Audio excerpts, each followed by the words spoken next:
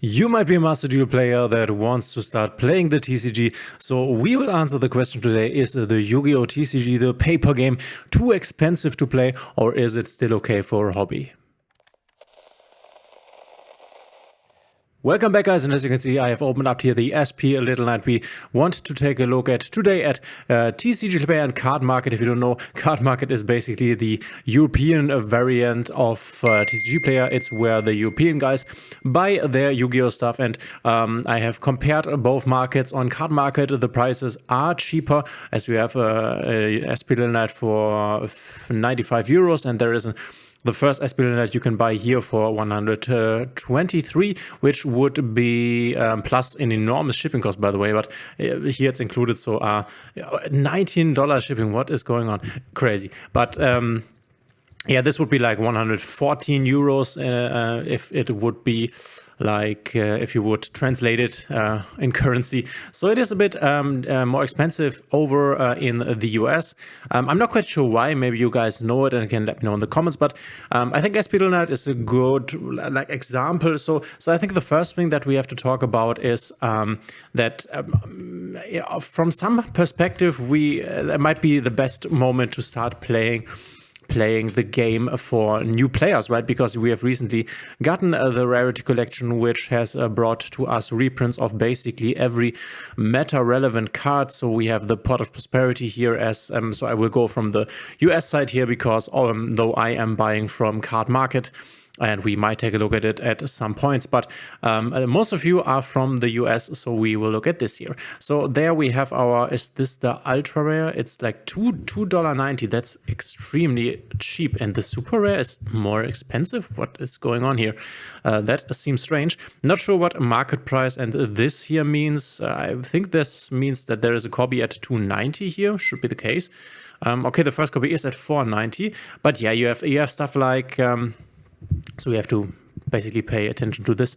You have your staple cards like Triple Tactics Talents as low as like $3.35, and you have your pot, which was $50 or 50 euros before. This thing was like 18. Then we have cards like the Ash, which the Ash was never that expensive because there were common reprints of it. Cards like Forbidden Droplet, which definitely were cards in the 10-15 euro/dollar category. Nibiru was like 3 to 5. Baron is one of the craziest examples. You can get it for like a dollar as a super rare, which this one was like 50, or I guess on TCG Player like $60 before. If I say 50, I'm always talking like prices from the Card Market side. So Lightning Storm, also a card that was over $10 before, over 15 I think, and is now way cheaper. You have stuff like the Effect Veiler. I think the only real thing that was not reprinted is Crossout Designator, which is still quite expensive. We can take a look at this in a moment. Dark Ruler was already a really cheap card. But yeah, the ones I showed you on the first side were the main ones, and cards like Pot of Prosperity definitely so meta impactful that if you really wanted to play the deck or the game on a good point, or at a good point, then you would need to invest in these cards, and you need 3 of these basically in every deck. So let me check. I wanted to check Crossout Designator. I think this is still at like, I don't know, it's at 15 in Europe, so it's okay, it's at like 13, 11, but this is still expensive. But other than that, most of the staples have been reprinted, the old staples, that is. So from one point of perspective, it's basically the best time to start investing in this hobby and to play the game. But from another perspective, it's also a bad time because we have also cards which I have just recently had here on the screen, like SP Little Knight, which basically every deck runs. That's why, I mean, this is a secret rare. Obviously, you can get 2 secret rares from one booster display, and there are, I think, like 12 secret rares here in the AGOF booster set. So normally, obviously, the secret rares are the most expensive ones. But the funny thing is that this is a card that, yeah, every deck plays this, but only at 1, right? So Rescuers plays it at 2, but most other decks only at 1. But this is still a card that you have to pay 123 euros for, and basically need in every deck if you want to compete at the highest level. Or at the highest level, it's maybe a bit overreaching, but if you want to play the best version of the deck, which I have to say, I am someone who wants to, if I take a deck to tournaments, I really want to be able to play the best best version to be able to compete honestly. Obviously, if you play at your locals, you can also bring, I don't know, cheap decks, and that's definitely a point. If you just want to play to have fun, then you could obviously also go and, let's say, the new Fire King structure deck has just released, right? And it's a really strong deck, and if you want to play it at full power, can't we like search for it? I'm confused. Here is it. Here it is. If you want to play this at full power, is this the market price for one copy? Or was this the market price for one copy? $12? You can quickly take a look here. Card market, it doesn't really differ that much. But if you just want to start playing the game, you can see you can get one structure deck Fire Kings for like €7, which would then be like $8 maybe, or a bit above here on TCG Player. And then you can just go and play the game and have quite a nice deck, I would say, and have fun and compete at your locals. Maybe not win the event, but have fun and play the game. So if it depends on what kind of player you want to be, right? But for someone like me who really wants to compete, it's definitely not the cheapest hobby. I started out with a triple Trap Tricks, Beware of Trap Tricks structure deck back in the days. Ended up not bringing it to the tournament. I ended up buying a complete Mathmech deck for, I think it was not that expensive. It was like €160 or something. It was okay, given the fact that I don't had staples at that time. That's something I also have to say. If you own the basic staples, then obviously the game is way cheaper. For example, I at the moment play Pearly, and I want to sell my core at the moment, which I want to sell for around €140, and then I either want to play Fire Kings or Unchained. An Unchained core, or the rest of the Unchained core that I still need. For example, I have a SP Little Knight, which I obviously had to pay a lot of money for, but the thing is, the Unchained core that I now would have to buy is like, once again, €140. So I could basically sell my Pearly core and then buy me an Unchained core and have the deck ready to play. So that's quite nice. That's definitely something to keep in mind. It's definitely more expensive in the beginning because you have to invest in all the staples, and then it becomes cheaper over time. That's something that's true for sure. You should also check how many locals there are in your area, so you have to check whether you are able to play, right? But then you have the thing like, for example, Wanted is another good example, right? So let's talk about, let's close this case first, like the SP Little Knight. And if you want to compete, basically you need a copy of this. So though the deck has, or the game has in this year become way cheaper, it also has become way more expensive because there are new staple cards that are really, really strong that you now also need. So older staples have become cheaper through the Rarity Collection, and then there are newer staples that are crazy expensive. Another example before we come to Wanted is Triple Tactics Thrust, right? I'm not quite sure how much this goes here. It has become a bit cheaper, but you can see it goes for like €94, and you don't need this 3 times in every deck, but it's a good side deck card in the current format, not that much, but in the format before it was, which you can see also in the price graph here. It definitely has become cheaper, but I mean, it's €94 for one card, one staple card, you could say. So another good example of new staples coming to the game that are way more expensive. Another example is the Starslayer Typhon, which goes for €30 now, which also is a very important staple and will be a staple coming for the next years. Basically, we will get a reprint of Zeus, which will then get cheaper. And then you also have cards like the Wanted, which obviously cards from Age of Overlord were crazy expensive, or the whole set is crazy. So you are playing this 3 times in Rescue Ace, and now in the new Fire King deck also. And you can see here you have to pay like €99 for one of them, which compared to the German, or to the to the Euro variant, which this goes for 68 here, right? So definitely a bit crazy if you ask me. The difference is quite a thing here from the American to the Europe market. I'm really not sure why. Let me know if you have any ideas. I can only imagine that maybe Europe, I mean, obviously, maybe the US is bigger. I guess the US is bigger than all of the more important Yu-Gi-Oh countries, being, I think, Italy, Spain, Germany, and France. I think France, Italy, and Germany are, besides the US, the biggest markets. Obviously not counting like Japan, but it might be the case that there are more players in Europe, so we are opening more products, so it is cheaper, I guess. I'm not quite sure how you can explain this. It doesn't really matter, but this is the other point, right? You can buy the Fire King structure decks. You can buy 3 for, as you have seen here, €7. It's 21 euros. It's not that much, and you have nice staples in there like triple Infinite Impermanence and triple Drone and Lockbird. But if you really want to play this deck at full power, you will need to buy triple Wanted, and then you are like €300 or $300, which then once again it's insane, right? So and that seems to be what Konami does all the time. We are expecting the ban list like in December or in January, right? So at the moment, decks like Rescuers, Unchained, Telemans, Pearly are on top, basically are the best decks at the moment. But you can also see in the OCG which decks will be best coming next. For example, the Fire King structure deck, maybe Snake Eye Pure.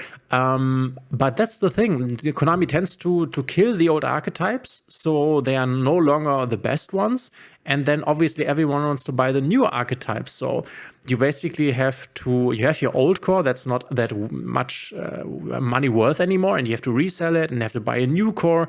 So it's also the question of how long will your meta deck be viable, and then it's also a very dangerous investment thing, right? Because if I invest in, let's say, I don't know, the Wanted engine today and go play Fire King, then because this deck might be the strongest deck in the room come next February here in the TCG, might be the case that they do an emergency ban list and then they hit something, and then obviously my cards will drop in value, in resale value, that is, right? So I think the first thing you have to be very aware of if you want to invest in this hobby, it's a hobby, right? And I say invest in this hobby. This is definitely the wrong wording. It's not an investment, I would say. If you want to invest in Yu-Gi-Oh, you would do it differently, I think.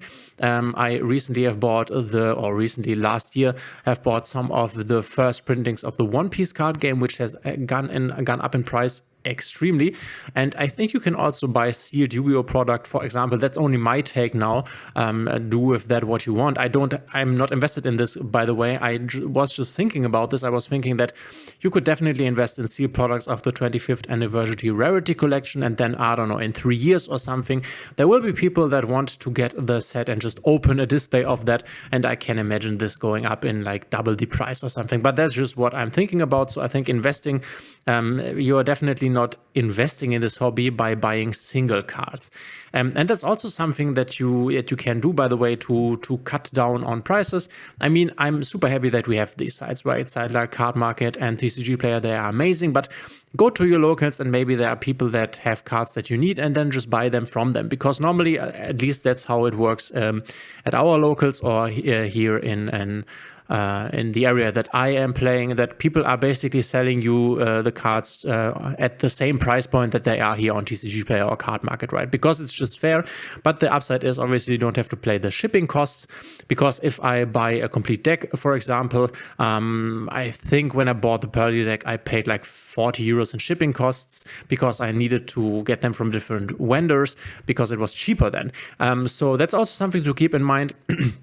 I think all in all, if you want to start investing in this hobby, which is a beautiful and really nice hobby, it is really fun. It's also really amazing to play this in person. If you like to play it online, there are really cheap ways to start playing this. But I think it's something like this, right? If you want to just play this game and you don't care about having the best deck, then it's not expensive, because you can also get very cheap decks that are not that good. For example, the triple Fire King structure deck, you could upgrade this with like €50 to quite a nice deck, but not like competing at the higher levels, right? So that's something you can do, or you can buy an older deck, buy, I don't know, a Plunder Patrol deck or something like this, or even the Infernoble deck you could buy, which without the Wanted is not that expensive. I think you can get the deck for €100 roundabout.